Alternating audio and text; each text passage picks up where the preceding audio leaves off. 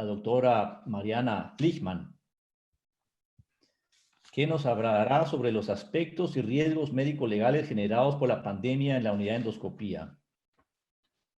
Doctora Flichman, por favor. Bueno, buenas tardes, noches. Seguramente luego de tanta información, de tanta rica información, estarán un poco cansados, así que voy a tratar de hacer la charla lo más ágil posible. Yo no soy gastroenteróloga, soy especialista en medicina interna y medicina legal, y desde hace muchos años, casi 20, dirijo un programa de gestión de riesgo en un grupo que tiene 9 clínicas y muchos centros ambulatorios. La idea es compartir con ustedes la gestión de riesgos en el contexto de la pandemia y específicamente en la unidad de endoscopía. Bueno, esta será nuestra hoja de ruta. Primero, el contexto, la gestión de la pandemia, ya escuchamos la palabra antes, el dinamismo es un tsunami, y entonces la gestión tiene que ser muy dinámica porque lo que programamos hoy va a ser diferente o ya no va a ser útil la semana que viene. ¿Cómo hacer una matriz de riesgos para identificar y mitigar los mismos? El marco regulatorio, tanto internacional, nacional, jurisdicciones, con muchas veces normativa, por lo menos en la Argentina, contradictoria. Nación dice una cosa y la jurisdicción donde uno vive dice otra. Cuarentena y procedimientos programados, qué diferir, qué pasa si no difiero. Elementos de protección personal, elementos de protección para los pacientes, consentimiento informado, declaración jurada y otros elementos. ¿Sirve o no sirve hacer triage al ingreso? Bueno, un tema que de alguna manera se abordó. Cuando hacemos gestión de riesgos, yo le voy a poner este videíto que es muy corto, lo primero que nos encontramos es que los seres humanos tenemos una tendencia natural a no cumplir con las normas, y lo vamos a ver en este video.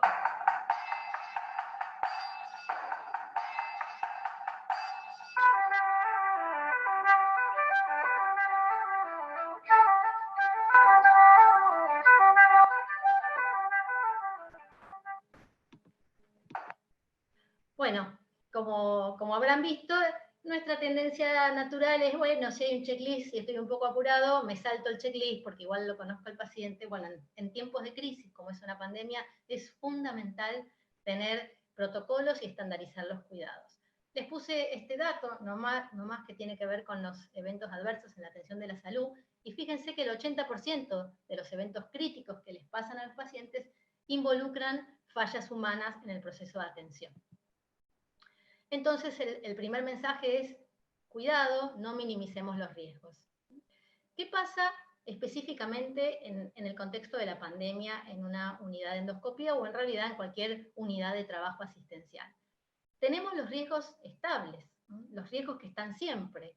Esto también en algún momento de las distintas charlas lo escuché, y no nos olvidemos que hay un montón de otras cuestiones que tenemos que seguir gestionando, porque a veces dedicarnos tanto a lo relacionado al COVID nos hace perder la perspectiva y dejar de ocuparnos y generar otros riesgos por dejar de ocuparnos de otras cuestiones que tienen que ver con los procesos de atención de los pacientes no COVID y de las cuestiones no COVID que les pasan a los pacientes infectados por coronavirus. Luego tenemos los riesgos propios de la pandemia y los riesgos relacionados específicamente con endoscopía. Hablábamos del contexto, y acá es muy importante entender que dependiendo de la fase en la que estemos, en la comunidad donde nos toca trabajar, las normas no van a ser las mismas o la gestión de riesgos no va a ser la misma. Nosotros cuando iniciamos, estábamos en la fase de contención, bueno, servía un triage donde uno le preguntara de pronto al paciente si había viajado al extranjero. Pero cuando ya estamos en la etapa de contagio comunitario, tenemos que elaborar otra estrategia porque ese triage ya no nos sirve. Entonces, a la hora de armar un plan, tenemos que ver en qué fase estamos nosotros. En la Argentina, por ejemplo, tenemos provincias que todavía no están en la etapa de transmisión comunitaria del virus, y otras en las que, por ejemplo, en Buenos Aires, donde estoy yo, que tenemos alta transmisión comunitaria. Entonces, estos protocolos los tenemos que contemplar en función de la fase que está el lugar donde a nosotros nos toca trabajar. Elementos de protección personal según fase. Esto también es importante porque genera mucha incertidumbre en el equipo de salud que nosotros vayamos cambiando los protocolos. Y sin embargo, lo que hay que transmitir, y por eso es tan importante la capacitación, es que los protocolos van a ir cambiando. Y de pronto, por ejemplo, en las unidades donde yo dirijo el programa, hace 3 semanas los administrativos no tenían barbijo, y hoy tienen barbijo. ¿Por qué? Porque entramos en la etapa de transmisión comunitaria. Entonces, lo que no era útil en un momento pasa a ser útil en otro, y uno tiene que ir adaptando los protocolos. Fase 1 y 2, en la unidad de endoscopía, como en cualquier otra unidad de atención de pacientes, tenemos un protocolo específico para el manejo de casos sospechosos y confirmados. Aquellos pacientes que consultan por otra cosa, nos tratamos con los protocolos estándares y con las medidas estándares de cuidado. En cambio, cuando entramos en la fase 3, como estamos nosotros en este momento, ya tenemos que pensar que cualquier paciente puede ser un paciente COVID, porque lo puede estar incubando en la etapa presintomática o puede ya estar en pleno proceso de infección, pero ser uno de los 75% de los pacientes que nunca va a tener síntomas o va a tener síntomas muy inespecíficos. Entonces aquí las normas tienen que incluir el manejo de todos los pacientes como si fueran posibles COVID. Y el personal está expuesto siempre, y entonces las medidas, los estándares de cuidado y los EPP tienen que subir en los pacientes que consultan por otras razones. Supongamos, esto a nosotros nos ha pasado mucho y ha generado problemas con el recurso del equipo de salud. Hemos tenido pacientes internados, tenemos 7 casos totalmente identificados de pacientes que se internaron por otra patología. El personal los atendió sin protección porque todavía no había, no sabíamos que estábamos entrando en la fase 3. Esos pacientes resultaron ser COVID y nosotros tuvimos un altísimo número de profesionales expuestos sin protección. Entonces, definida la fase 3, uno tiene que subir el estándar de los EPP y el personal tiene que atender a todos los pacientes como pacientes sospechosos o confirmados. Otro concepto importante es el concepto de los elementos de protección personal como paquete de medidas. ¿Esto qué quiere decir?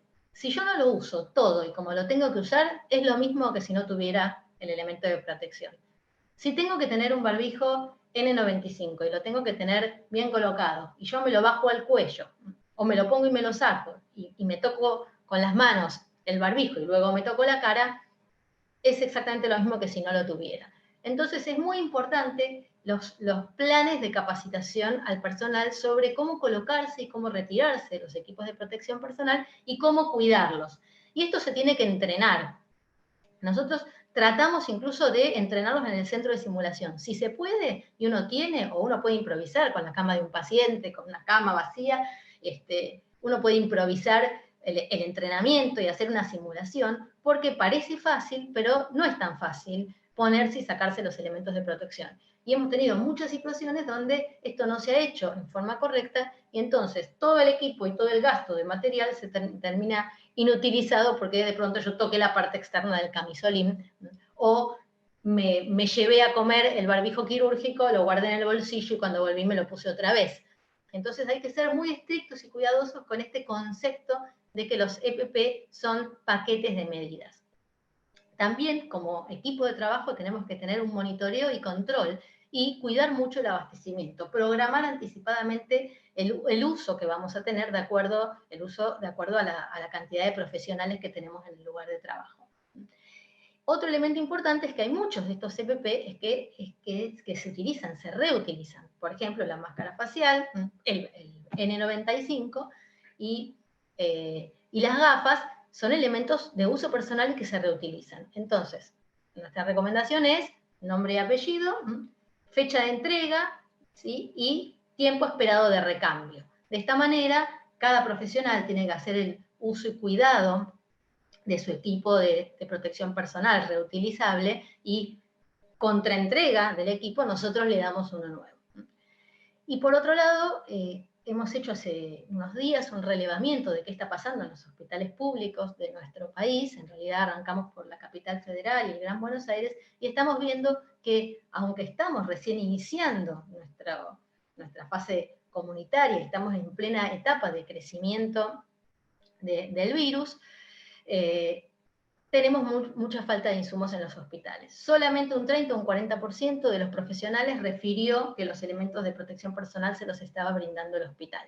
Estamos haciendo esta encuesta en cirujanos y en anestesiólogos. Todo el resto está usando elementos de protección personal, hablando de los más caros, ¿no? como el N95 o la máscara facial, lo están llevando, digamos, están haciendo abastecimiento, o a través de su sociedad científica, que se lo facilita, o por compra a nivel personal. ¿Qué pasa con los procedimientos programados? Que bueno, esto ya fue muy hablado, pero ahora lo vamos a ver desde el punto de vista estrictamente legal. En el caso de los países en los que tenemos cuarentena, el hacer un procedimiento programado que pudiera haber sido diferido, es un delito previsto en el Código Penal de nuestra nación. Y estuve revisando un poco qué pasaba con los códigos de otros países, y más o menos la situación es la misma. En nuestro país será reprimido con prisión de 6 meses a 2 años el que viole una medida adoptada por la autoridad competente para impedir la propagación de una epidemia. Y si el que viola esto es un profesional, en este caso de la salud, además, ese profesional deberá ser inhabilitado por el doble del tiempo de la condena. O sea que esto nos puede llevar a una inhabilitación por 4 años en el ejercicio de nuestra profesión si nosotros tenemos abierto un centro y, por ejemplo, citamos pacientes programados. Y ahora vamos a ver en la próxima diapositiva qué podemos diferir, qué no podemos diferir, con qué criterio, y de esta manera, si yo establezco un criterio y establezco un orden, mañana voy a poder acreditar ante un reclamo judicial o ante una denuncia que esos pacientes que vinieron y que se hicieron el estudio, se lo hicieron porque el riesgo de no hacerlo era mayor que el riesgo al contagio o al eventual contagio del COVID.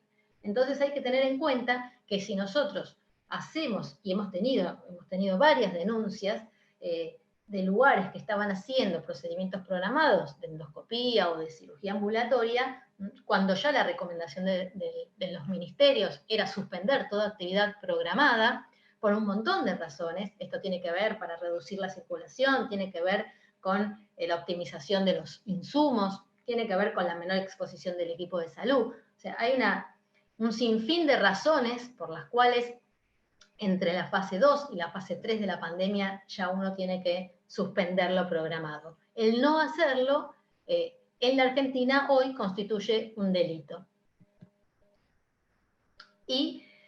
¿Y cómo elegimos? Como concepto general, siempre tendremos que poner en la balanza el equilibrio entre el riesgo cierto médico que tiene ese paciente, si yo le difiero el procedimiento, contra el riesgo propio de la pandemia.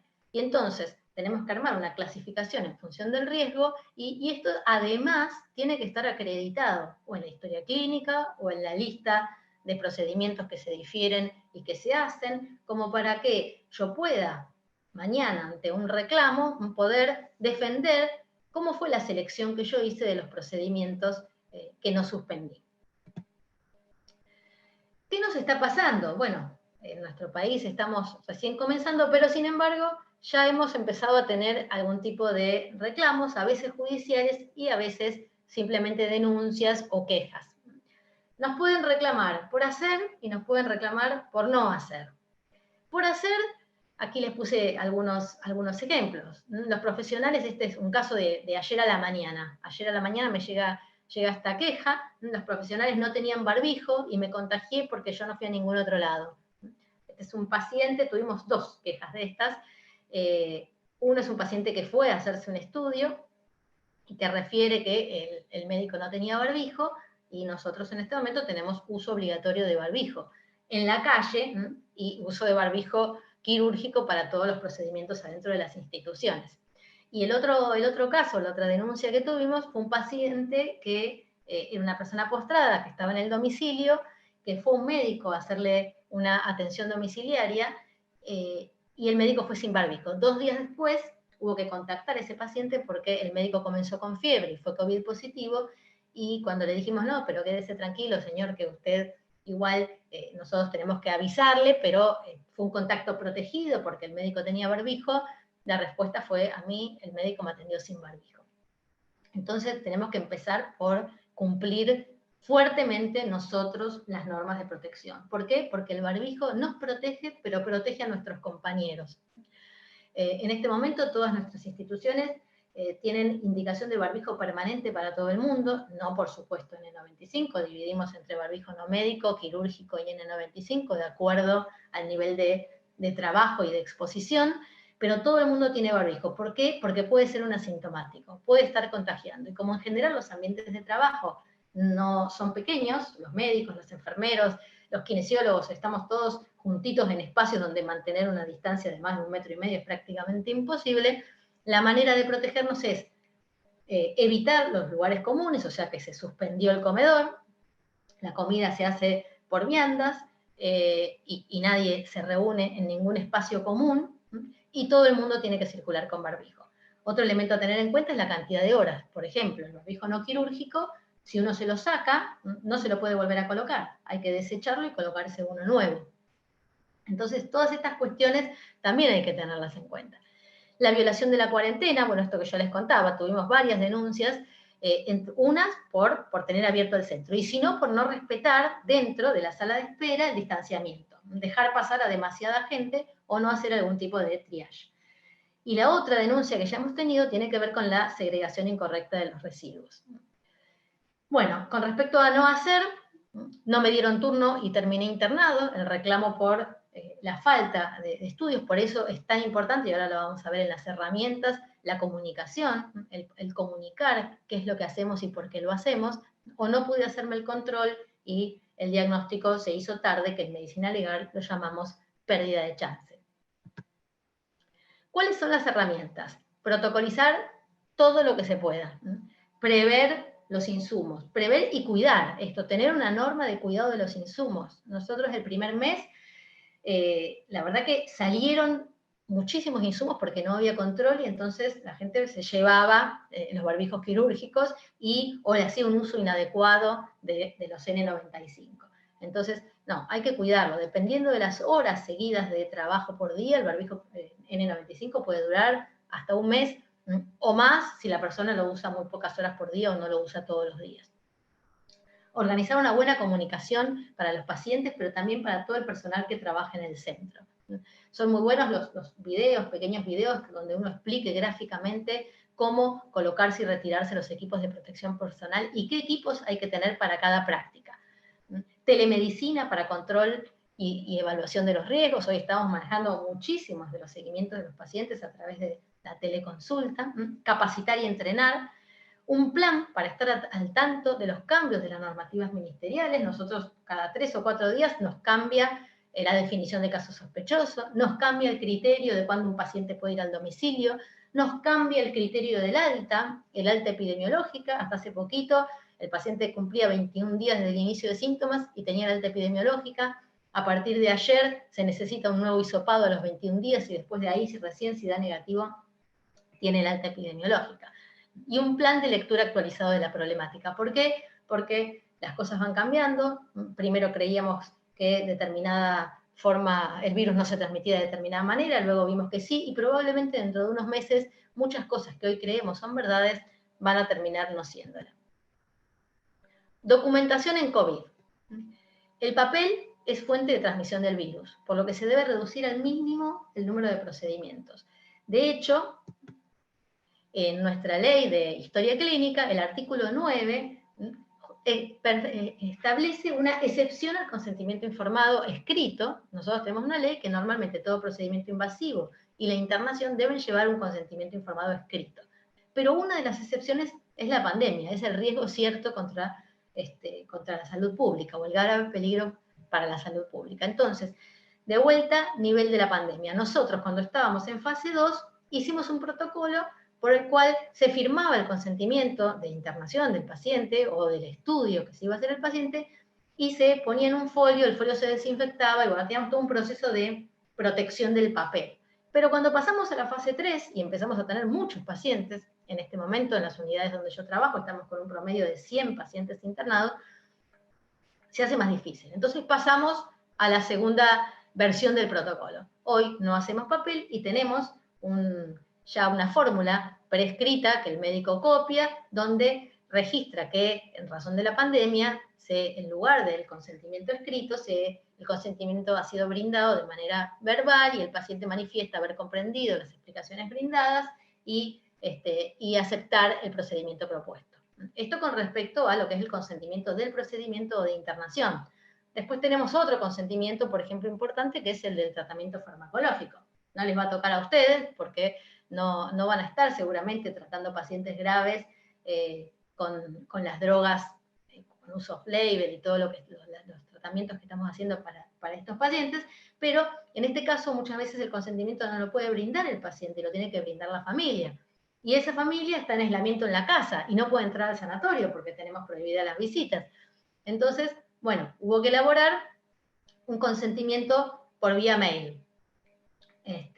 La mayoría de los pacientes tiene correo de los familiares y entonces, bueno, para no hacerlos venir a la institución, no exponerlos a un riesgo innecesario y además salir del aislamiento que tienen, entonces reemplazamos el consentimiento escrito por un consentimiento vía mail. Después tenemos el rechazo terapéutico, el que no se quiere hacer el estudio, esto también lleva un formulario, ¿sí? Y la declaración jurada del aislamiento. Los pacientes que se van a su casa, hay distintos tipos de declaraciones juradas. Una es el paciente que estuvo unos días internado y se va a completar el aislamiento hasta cumplir 21 días al domicilio. Tiene que firmar por ley, nosotros tenemos una normativa del Ministerio de Salud, una declaración jurada de que va a cumplir el aislamiento.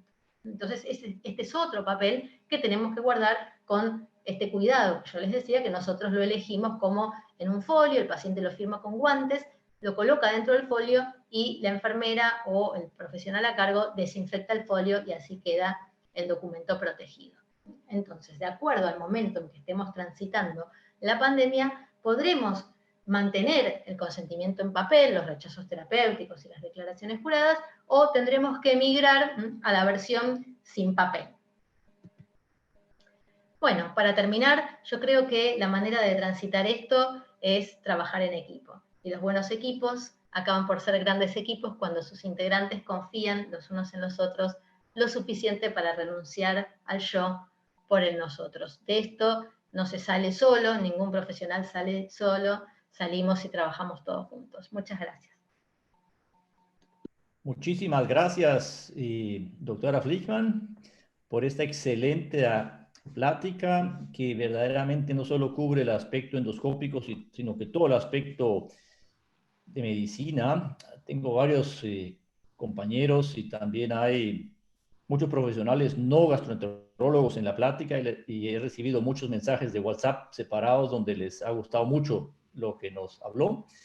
No tenemos mucho tiempo ya para preguntas. Las pláticas estuvieron excelentes, pero sí quisiera hacer otro comentario de su plática, doctora Flichman. Me fascinó mucho su concepto pragmático de explicar el tema, y uno de los mensajes más importantes que nos llevamos a casa es el concepto de cómo usar el equipo como un paquete de medidas. Ese concepto es excelente porque por los siguientes meses y años no va a haber suficiente equipo de protección para hacer endoscopías. Nuestro mundo de intervenciones cambió. Vamos a tener que ser precavidos de ahora en adelante y sabemos que tenemos que protegernos bien y al paciente. Y como usted también mencionó, el uso de barbijo, que ni la Organización Mundial de la Salud, ni la CDC, ni nuestro ministro de Salud en Alemania, todos decían que no servía, y ustedes en Argentina a todos les ponen barbijo. Así es de que